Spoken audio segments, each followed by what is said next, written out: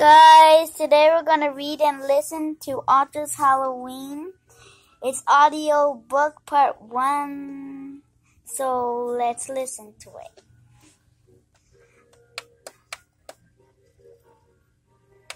Oh, it's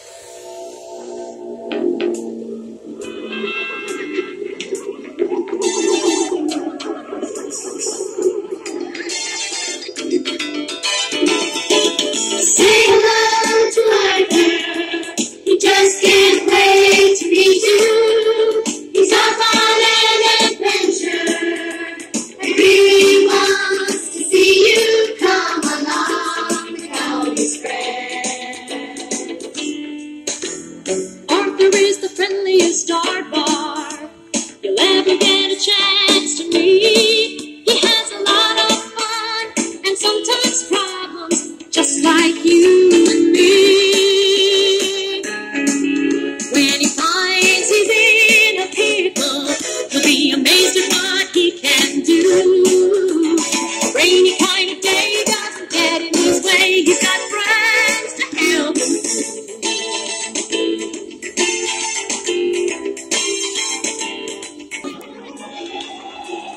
It was the night before Halloween. Arthur's family was busy making the house look spooky. It looked so spooky, in fact, that Arthur had trouble falling asleep. Things were even worse the next morning. "Help!" screamed Arthur when he opened his eyes. "It's just me," said his sister D.W. "Boy, are you jumpy. Don't forget, you have to take me trick-or-treating tonight." "Do I really have to?" asked Arthur as he ate his cereal. "You really do," said his mother. "And I want to go to every house," said D.W. Arthur groaned. "I'll be the only one who has to drag his baby sister along." Arthur didn't recognize anyone at school. There was a giant robot in his classroom taking attendance. "You sound just like my teacher, Mr. Marco," said Arthur. "I am your teacher," said the robot. The only one Arthur recognized was the brain. He was wrapped in aluminum foil. "I'm a baked potato," said the brain. Of special morning snacks. "Eat these," she said. "They're bat-winged brownies and vampire blood." Everyone ate them but Arthur. Then they all put on blindfolds. Buster passed around bowls he said were filled with human eyeballs, hearts, and brains. Arthur turned pale. When it was his turn, he wouldn't even touch them. "What a scaredy cat," said Francine. "Chicken," said Muffy. "They're only peeled grapes, Jell-O, and cold spaghetti."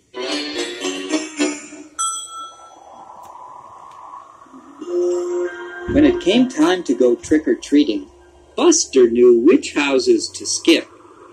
"Don't go there," he said. "They only give apples." "Gross," said Francine. "And don't go to the big house on the corner," said Buster. "That's the witch's house. My brother saw someone go in there last Halloween, and he never came out." Arthur tried not to look afraid. Arthur and his sister had trouble keeping up with the others. First, D.W. got her tail caught. Then her bag broke.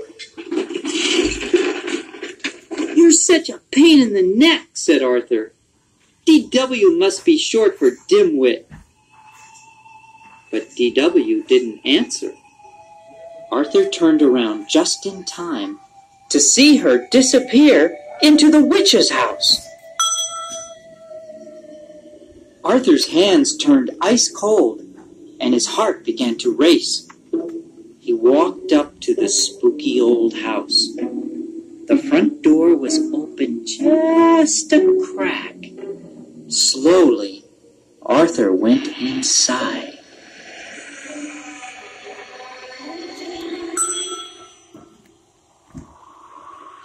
cried Buster. "Arthur just went into the witch's house." "She'll probably put Arthur and DW into her oven, just like Hansel and Gretel," said Sue Ellen. Maybe she's using them for weird scientific experiments, said the brain. "I bet she locked them in the cellar to starve," said Buster. "Maybe we should follow him," said Francine. Maybe we should call the police, said Muffy. Everyone was too scared to move. Inside the house, it was very cold. Arthur thought he saw ghosts all around him. He walked down a long, dark hall. At the end, he saw a light under a door. He heard voices. One was his sister. "Oh, there you are," said the witch. "We were waiting for you." "I can't get my sister. We have to go. I hear my mother calling us," said Arthur. "I don't hear anything," said DW. "My name is Mrs. Tibble. I hope you won't leave without some cider and donuts first." "They're chocolate, your favorite," said DW. "I've waited all night for trick-or-treaters, but you're the only one," said Mrs. Tibble. "Years ago, our doorbell never stopped ringing." "Maybe it's broken like the windows," said DW. Mrs. Tibble nodded. "It is harder for me to keep up with this big place these days.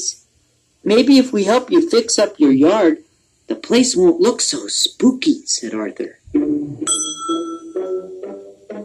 Arthur finished his donut as Mrs. Tibble opened the door and turned on the porch light. She gave Arthur and DW a big hug. "See you Saturday to rake leaves," said Arthur.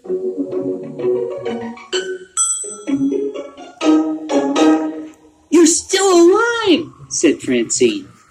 "I can't believe you went in there alone," said the brain. "You're so brave," said Sue Ellen. "What's in the bag?" asked Buster. "Probably eyeballs, hearts, and brains," said Francine. "It's easy to find out," said Arthur. "Just close your eyes and reach in, unless you're too scared." "We've been to every house now. Can we take the shortcut home through the cemetery?" asked DW. "The cemetery? On Halloween? Are you guys crazy?" asked Francine. "Follow me," said Arthur as he marched ahead. "The cemetery is a great place. People are just dying to get in."